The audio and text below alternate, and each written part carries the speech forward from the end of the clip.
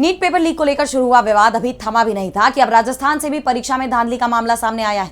राजस्थान में पैरामेडिकल परीक्षाओं में बड़ी गड़बड़ी सामने आई, जिस पर अब सियासत गर्मा गई है। विपक्ष ने बीजेपी के खिलाफ मोर्चा खोला। वहीं इस मामले में कई आरोपियों पर कड़े एक्शन भी लिए गए। तो क्या है ये पूरी खबर, देखिए इस रिपोर्ट में। नीट पेपर लीक को लेकर मचे बवाल के बीच राजस्थान से भी परीक्षा में धांधली की खबर सामने आई है, जिस पर अब विवाद छिड़ गया है। राजस्थान के जयपुर में 29 जून को पैरा मेडिकल परीक्षा का आयोजन किया गया, लेकिन उस वक्त हंगामा मच गया जब प्रभा देवी मेमोरियल पीजी कॉलेज परीक्षा केंद्र पर नकल करवाने की प्लानिंग का भांडाफोड़ हुआ। प्रभा देवी मेमोरियल पीजी कॉलेज परीक्षा केंद्र में झुंझुनू के कॉलेज के 45 छात्रों को परीक्षा पास करवाने की योजना थी, जिसके लिए 5.5 लाख रुपए की डील की गई। लेकिन मामला सामने आते ही कॉलेज के छात्रों का गुस्सा भड़क उठा। नाराज छात्रों ने कॉलेज परिसर के बाहर जमकर नारेबाजी की। उन्होंने आक्रामक तरीके से अपना विरोध दर्ज कराते हुए मौके पर तोड़फोड़ भी की।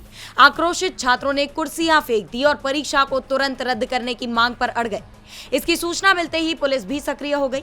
इसमें जयपुर पुलिस ने नकल गिरोह में शामिल 2 कॉलेजों के 4 आरोपियों को गिरफ्तार किया है।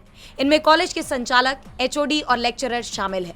इस पूरे बवाल के बाद राजस्थान पैरामेडिकल काउंसिल ने गड़बड़ी और अव्यवस्था को देखते हुए इस परीक्षा केंद्र यानी प्रभा देवी मेमोरियल पीजी कॉलेज की परीक्षाओं को आगामी आदेश तक तत्काल प्रभाव से रद्द कर दिया। लेकिन इस घटना ने देश की शिक्षा व्यवस्था पर एक और बड़ा धब्बा लगा दिया है। अब सवाल ये उठ रहे हैं कि आखिर कब तक ये सिलसिले जारी रहेंगे। इस धांधली के बाद एक बार फिर शिक्षा मंत्री धर्मेंद्र प्रधान के इस्तीफे की मांग जोर पकड़ रही है। इंडियन यूथ कांग्रेस ने सरकार पर निशाना साधते हुए कहा कि नीट यूजी 2026 पेपर लीक के बाद एग्जाम रद्द हुआ और लाखों छात्रों को दोबारा परीक्षा देनी पड़ी। 22 छात्रों ने सदमे में आकर अपनी जान तक गंवा दी। एक सिस्टम की नाकामी का सबसे दर्दनाक सबूत। इसके बावजूद पेपर लीक का सिलसिला रुका नहीं। महाराष्ट्र टीईटी 2026 और अब जयपुर के पैरामेडिकल एग्जाम में भी पेपर लीक और चीटिंग रैकेट की खबरें सामने आई।